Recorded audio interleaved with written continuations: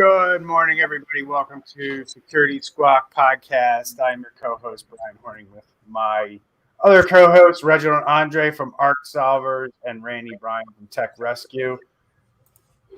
Good morning, gentlemen. How are you today? Good morning. Doing much better. Thank you. That's right. You weren't with us last week. This time we didn't say why either. We didn't say why. Doing great down here in Texas. The weather's beautiful. It's going to be almost 80 at the end of the week. Pretty excited. Oh, lucky you. Yeah. I won't see that weather for what month is it? At least 6 or 7 months. Oh man, it was cold as nuts over the weekend. It got down to 31 degrees in some places. Almost died. That's a pretty big shift in like temperatures. Yeah, that's normal. That's how our springs are, man. It'll be in the high 30s and then it'll be like 85 in the night or in the afternoon. Nice. So, did you guys have a good holiday? Good in the U.S. We had the Thanksgiving holiday, where we celebrate giving thanks for those things that we're thankful for. Did you have a good holiday? Yeah, went on a cruise and it was nice to disconnect. Yeah, same here. That's one of the great things about a national holiday. Yeah, is you don't get any calls. You're not like those tech guys in that meme where you're standing in front of your server rack, like praying. Yeah, Yeah, exactly. So cool. So I had a good holiday as well. Spent time with family. And then I guess like the first thing I want to talk about is like this whole, remember the U.S. Randy, you and I talked about it. The U.S. government put out some warnings around the Thanksgiving holiday, and potentially set the stage for some ransomware attacks. I know some media reporter friends of mine that were looking and chomping at the bit for some stories, to kind of unfold over the weekend. You guys aware of anything that happened over the weekend that it maybe hit the news or was in the public? I'm going to take a wild guess and say that there were ransomware attacks over the weekend, but whether we hear about them or not is another story. But you guys aware of anything other than what we kind of identified already? We've talked about, we talked about a ton in the green room that I think we're going to go over in a few minutes. Right. Like all of them are potentially could be making the news big time, but I think that there's so many of them, where there's not like one that we're going to look at because there's so many of them. So yeah, I didn't hear about anything that stood out specifically. But there's like you said, there's a ton of them. I wouldn't say there was a massive uptick like we thought, but the sectors that are typically hit were hit, and the ones that I've talked about on this podcast and on my own YouTube channel are like I talked about the shipping industry, transportation and logistics as being a major target during the holiday season. And people aren't hearing the stories probably, but these things are happening. And that's what we're going to talk about today. And one of the big hitters or one of the big sectors that's highly targeted, I think simply because of the way that the networks are set up, but schools, right? And it doesn't matter if you're, K through 12 or your college, you guys seem to be in the news a lot for ransomware attacks. And, I haven't been on a college campus in 20 some years. But I would imagine that they still are set up virtually the same way, where there's probably a lab or a library somewhere that has massive amounts of computers that are connected to the network 24/7, right? And if I'm a criminal hacker, or if I'm somebody who wants to take advantage of a network, boy, would I love to have access to a computer that's on that network 24 hours a day, 7 days a week. And here we go with this Butler County Community College up in my area, up in Pennsylvania. I think this is in like northeast Pennsylvania. Their community college is offline because of a ransomware attack. And they're currently working with a cybersecurity firm to restore databases, hard drives, servers, and other devices. So this happened over obviously the Thanksgiving weekend. It was revealed. I guess it was yesterday. So I guess on some point on Sunday, it sounds like they got attacked. Guys, want to talk about this a little bit, and then we'll kind of just blow through this one, and we'll go into the other three that we've identified fairly quickly here. But anything you guys that stood out to you that when you saw this article? I would also just mention there was another community college as well, Lewis and Clark, that's been hitting the news. That Lewis and Clark. I was confused because I saw Butler County. Where's Lewis and Clark? Is that in Pennsylvania as well? No, this one is in Godfrey, Illinois. Oh, okay, all right. Yeah. So another community college hit over the weekend. I mean, these aren't huge names, but when you're a community college, you have to release this stuff. They don't enjoy the same, for lack of a better term, protections that private businesses enjoy when they can basically get to decide whether they want to disclose something or not. I think there's a lot of lawmakers who are trying to change that, trying to make it so that businesses have to report this stuff when they go down. But that's the luxury that a private business has. If they got hit by ransomware over the Thanksgiving weekend, they don't have to come out like this community college does and tell people. Plus, you have to shut down classes. So you got to tell people why you're shutting down classes. I've got a couple comments on this. Go ahead, bro. Well, first off, it says that they're working with a cybersecurity firm to restore everything. So it sounds like they're not going to pay the ransom, which we know there's probably a threat involved of releasing the data. And that's the thing. Yeah, this might be a small community college. Let's say that it has 1,500 students. It's going to have the personal information, social security, the required vaccinations, like meningitis and things like that. It's going to have all that stuff on file that can be released to the dark web. So yes, small college, but there's going to be probably more information than if they hit a lot of businesses out there. They're going to have a lot of information on file than a lot of businesses out there. So this potentially could have some pretty big repercussions. I agree. So a couple of these other attacks that happened, guys, over the Thanksgiving holiday weren't necessarily U.S.-based companies, and ransomware is not a U.S.-only problem. And I think that's something that gets lost on people all the time too. But we have this Danish manufacturer Vestas has confirmed a cybersecurity incident was a ransomware attack. Operations now close to normal after investigation finds breach mostly hit turbine manufacturer's internal data. So it's a turbine manufacturer out in a Danish turbine manufacturer. Pretty big deal. I mean, turbine manufacturers have to deal with, power generation, things like that. So you're hitting that supply chain. But again, my point, this is an attack on a non-U.S. Business because we know that businesses around the world are being subject to these ransomware attacks, and it's not a U.S. business only problem.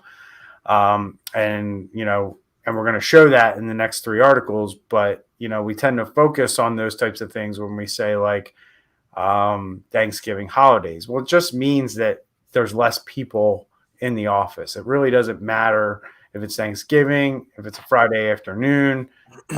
It's just when less people are around to maybe notice things or respond to things, which these guys know typically make their efforts more successful when they have a little time to work with, or they don't have somebody who could potentially be sitting in front of the computer screen and notice something amiss, like something moved when it shouldn't have, or something like that. So thoughts on this particular attack, gentlemen, that you want to share with our audience? Well, I mean, this is a supply chain attack because these guys provide parts and to the turbine, the wind turbine, supply chain. And this is really an attack on infrastructure because it also is, hitting, potentially could affect our wind power generation. Because if they're slowed down getting to market with this, it's going to slow down implementation. So it's a pretty serious attack. Yeah, it is a serious attack. I just, one of the things that stood out for me is that they've been, and this is almost like the new no data has been stolen statement, where they're saying, oh, it hasn't affected our operational systems. It only affected other internal systems, which kind of leads you to believe that these companies, you're either getting lucky or they're doing a better job at segmenting. And I'm going to go with the first one. So what are your thoughts on that? And I think it also all has to do with the news, because, like we said, wind turbine buying, it's going to be winter season. If you go on the, Fox News and CNN News right now, there's the new variant coming out. There's a couple of political court cases that just happened. So I think the news is full where they can't concentrate or want to put this on the headliner. But something like this could have been made much bigger. And the other things that we're going to be talking about is just the news just had other things to talk about that would sell more.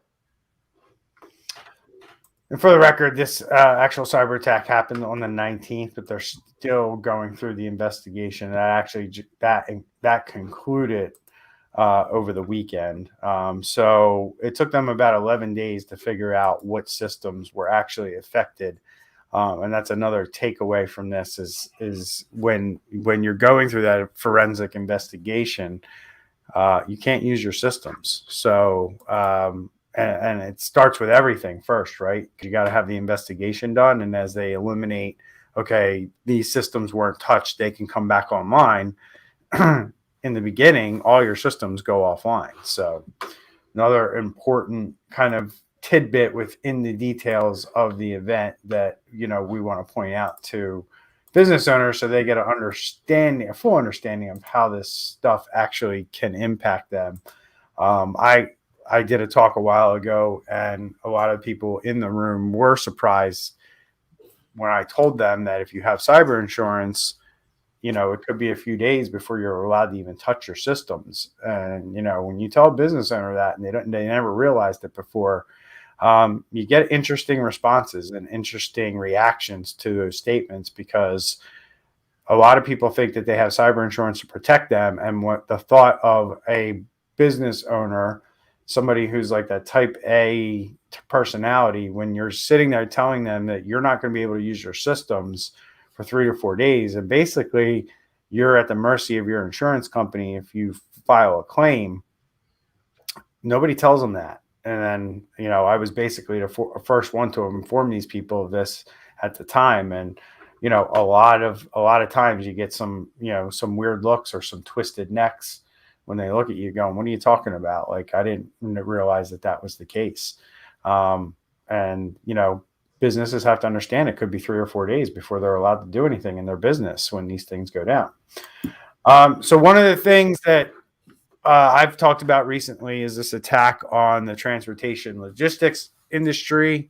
And we have a ransomware attack in the past week on the Swire Pacific offshore, and it's breached personal data. So I'm not going to spend a ton of time on this one, but what were some of the big takeaways that you guys saw?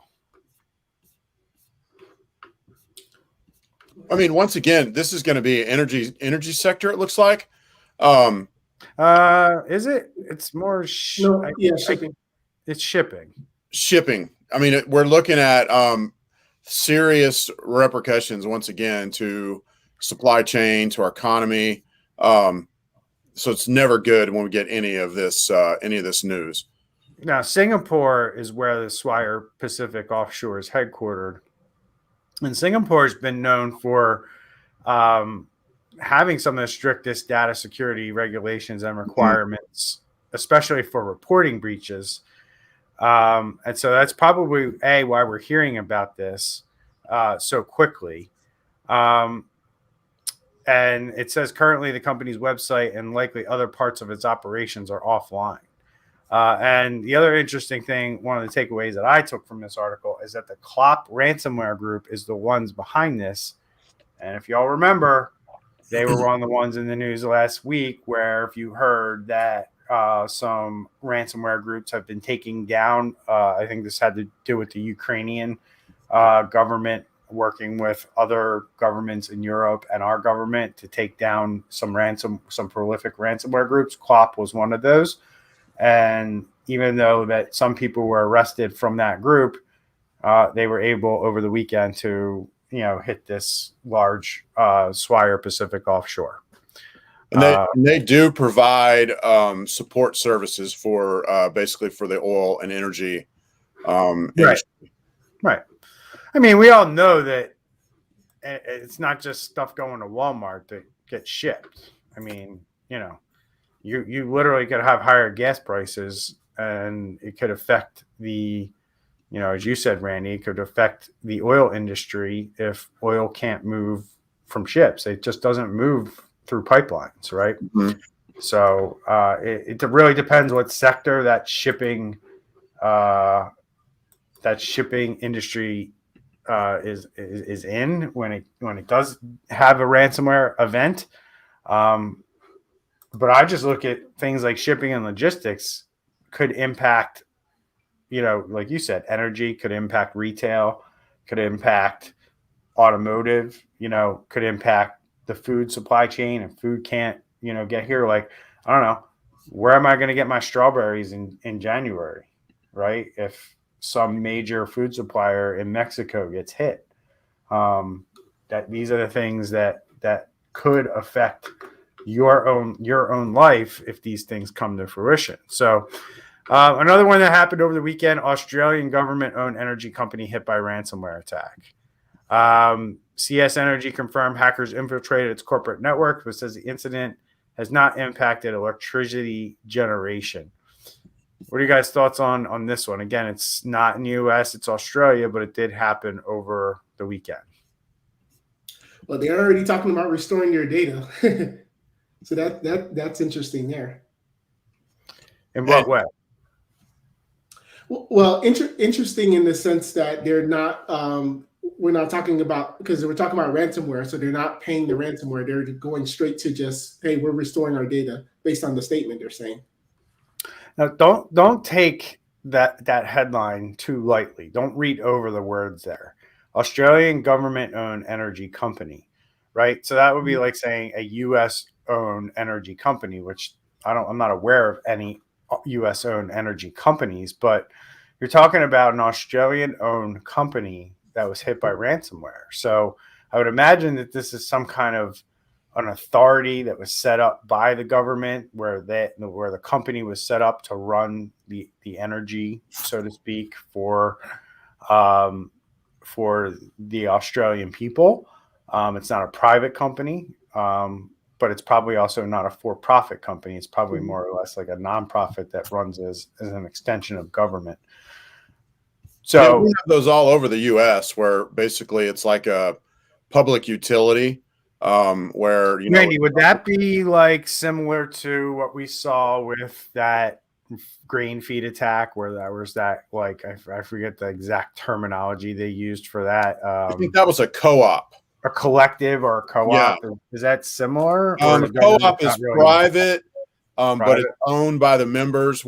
And in Texas, we do have actually co-op owned energy companies. But I know in other places around the country, they have literal public utilities, which, maybe, Pennsylvania Oil and Gas, and their whole purpose is to provide electricity to some sector in Pennsylvania.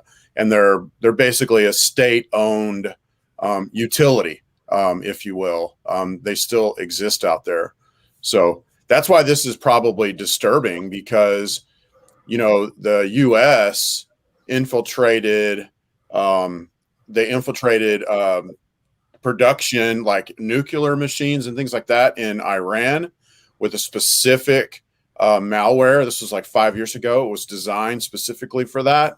I mean, the fact that the hackers are in, like, ransomware is like, ransomware sucks. But what's even worse sounding to me is that they're inside of their infrastructure. And, a nation state could use that as an act of war against Australia. They could keep it in their back pocket, for when maybe a hot war breaks out. They've got, access to their energy companies where they could shut them down, in a hot war. So pretty disturbing, if you ask me. I do love all the buzzwords that are used in this article. Like CEO Bill Andrews revealed that the company contained the ransomware attack by segregating the corporate network from other internal networks and enacting a business continuity process. That's great, Bill or Andrew Bills. But I hope you segregated prior to, and you don't consider like unplugging things from switch as your segregation.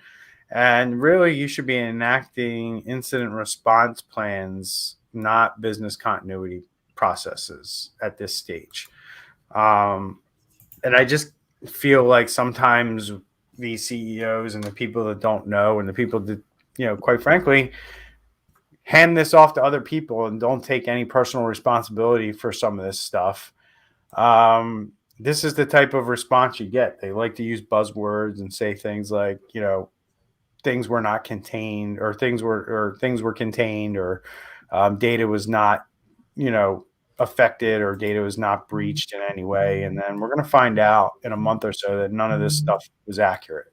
And the use of buzzwords by guys like, this CEO really are common. And the problem becomes, in my mind, is that, or what this illustrates is the disconnect between CEOs and how involved they think that, or how involved they should be, how involved they think they need to be, and really paints a good picture of like a lot of the conversations that guys like the three of us are having with business owners today, which is still a lot of like, I got somebody that handles that for me. I don't deal with that. We're good.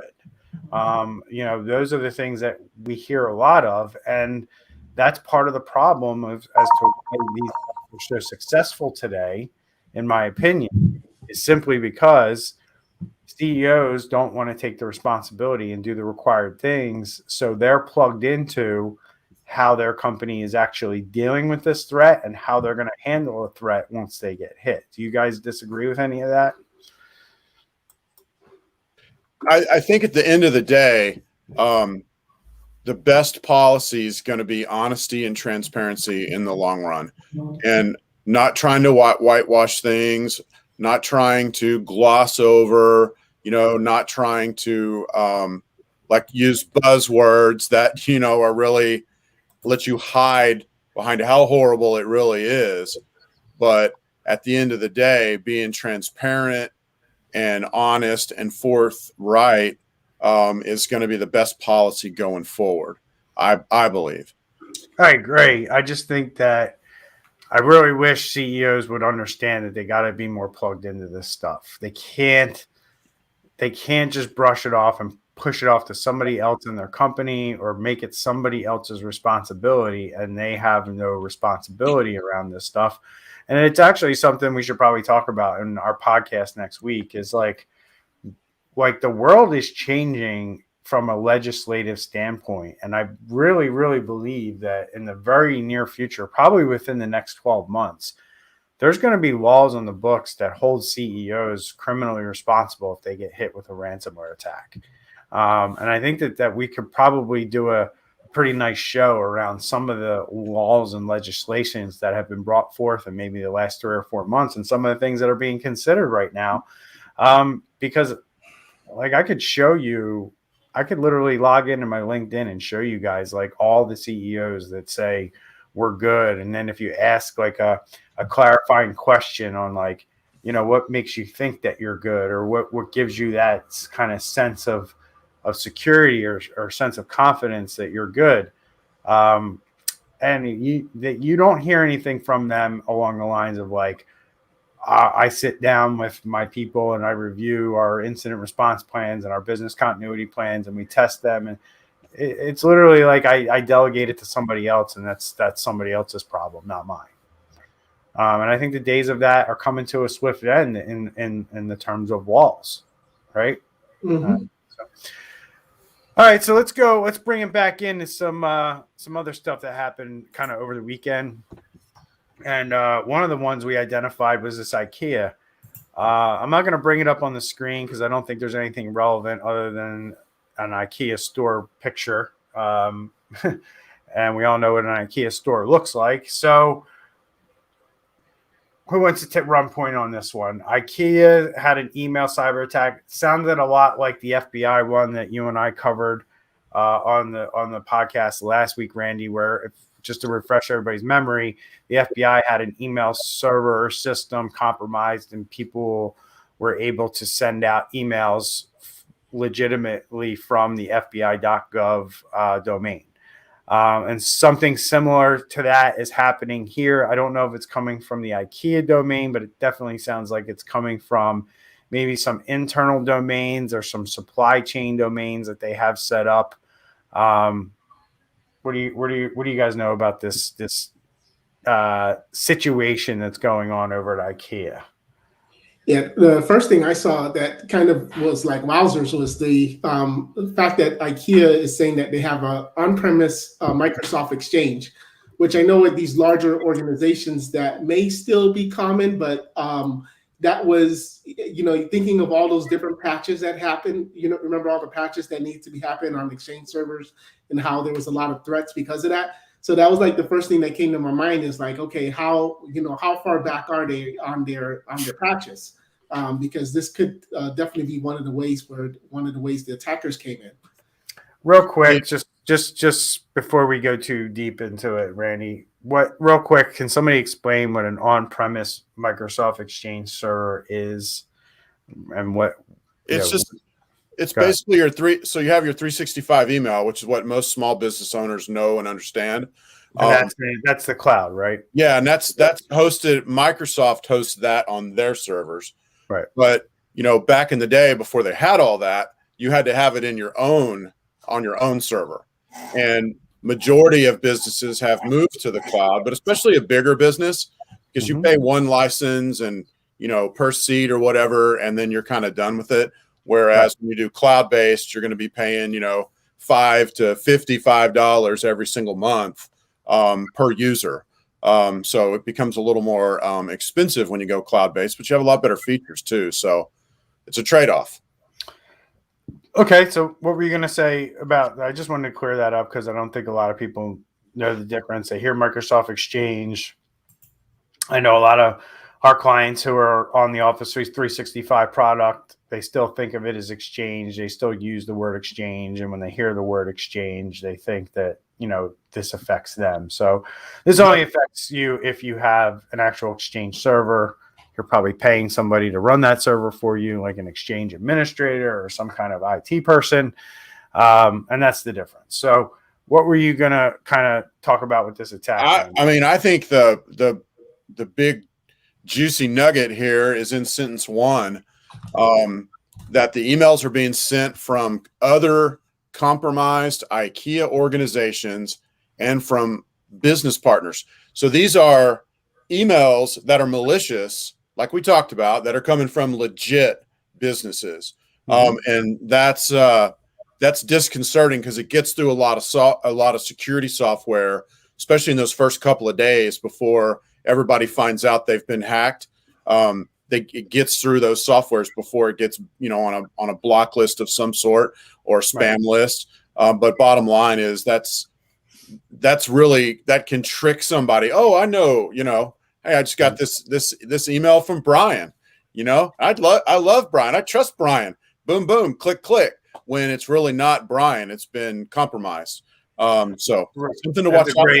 Yeah, that's a great point because, we're basically all the security and awareness training that I'm aware of. Basic, I got an email 101. Let me, what is this? I got to check this out. Obviously, things like hover over the links and, don't trust any attachments unless you know who it was from, or, really what it should be is you were expecting it too, right? It shouldn't be, I trust Brian, and I know Brian, I do business with Brian. I don't think Brian would send me an attachment with a thing, but if my email was compromised, that can absolutely happen, right? So if you weren't expecting to receive something from me, kind of the rule of thumb there is you pick up the old phone and you call the person and say, hey, I just got this email from you. Did you send this to me? And just verify that they did. If they say no, you just help them out immensely. But if they say yes, then they'll say, yeah, that's that thing, we talked about. And, I told you I was going to send it to you, what have you, before you actually click on it. Yeah, it sounds like a little crazy that you call somebody, but if you weren't expecting it, that's what you need to do today, because they're using that trust that you have built up with that relationship to potentially trick you into doing something. The more scarier ones are like, to me, are the ones that exist where, like, say I'm buying a house, right? And my realtor email account is compromised, and the guy's just sitting there reading. He knows who my mortgage company is. He knows who my title company is. And, he just happened to intercept, some part of the transaction where he was able to basically recreate the document that the mortgage company used or the title company uses to move the money. And that bank account that was supposed to be my bank account to have that money wired to is now some criminal hackers. And this all looks legit to the people involved. The title company got it from, the mortgage company, got it from the real estate agent involved in the transaction, new details about the transaction. That's the even scarier part, which this is no pie in the sky type of scenario that I'm dreaming up here. I talk to real estate agents, title people, and mortgage companies where this happens all the time in an industry where I'm just going to throw it out there. We did an audit on a mortgage company within the last 60 days, and literally on half of the computers, the password to log into Windows was password. Yikes. Yeah. And on the other side of that was financial information for a lot of people who are involved in real estate transactions. So that's the level of security that's going on out there in small businesses, right? You only hear about the big businesses, and that's all we talk about. I think I think there would be a lot of people having a lot of heart failure when they realize that the mortgage company that they basically gave all their income information to, tax returns, all kinds of private information like social security numbers and things like that, is storing those files on a server forever and ever and ever, because nobody goes in and reviews them, with a username of password, or with a password of password, and you don't even need to know the username because it's saved. So that's the scarier part for me, and that's how all this stuff goes down, right? So, and then our last one, the big guys, right? The big companies are the ones we hear about, right? And we can't really talk about the small guys, but look at the stuff that's happening at big companies like Robinhood, right? Robinhood, the popular investment app, was, and we've seen this with other companies. Like, I know this happened, something similar happened with Tesla, and this is exactly how Twitter got hacked when, if you remember about a year or so ago, high profile celebrities had a Bitcoin address saying, hey, if you, donate this much Bitcoin, I'll match it. And people were sending these wallet addresses Bitcoins because, they fell for the scam, where they thought somebody who influenced them that they followed, who had the blue check mark, posted this, so it must be legit. And meanwhile, some Twitter employee got hacked, and they were able to take over a lot of these accounts as a result.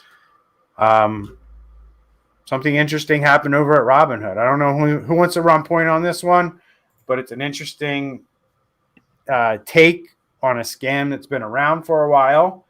But just let's look at, it seems like things didn't turn out that bad for Robinhood, but where could this have gone, right? And can this happen at your company? So I mean, a Vishing raid is going to be a voice call.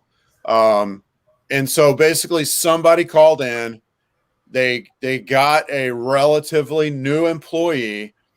And first off, the call originated, quote unquote, or appeared to originate from within the organization. And then they basically befriended this employee, and over the course of an hour got that employee to give them access to 7 million people's information.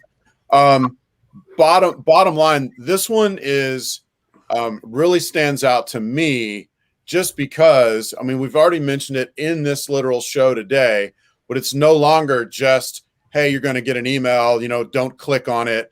The last article we talked about was you're going to get an email from somebody coming from a legit organization. Well, now we're saying you might get a call from somebody and it might sound legit. And it could very well be somebody getting information from your business. Yep. How common are these attacks in your opinion?